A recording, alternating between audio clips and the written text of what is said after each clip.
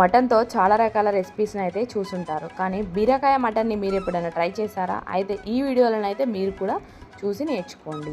ముందుగానైతే కడాయిలో ఆయిల్ అలాగే onions మటన్ని add చేసుకొని మటన్ ముక్కలు బాగా ఉడికేంత వరకు అయితే వీటిని ఇలా మూత వేసుకొని అయితే ఉడికించుకోండి. ఇప్పుడు ఇందులో పసుపు అల్లం ఎల్లిగడ్డ పేస్ట్ని యాడ్ చేసుకొని నూనె బాగా పైకి తేలేంత వరకు అయితే వీటిని అయితే కుక్ చేసుకోవాలి.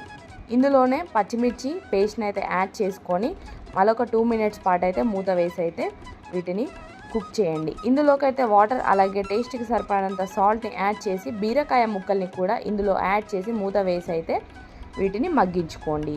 ఇలా బీరకాయ ముక్కలు బాగా మగ్గాక ఇందులోకైతే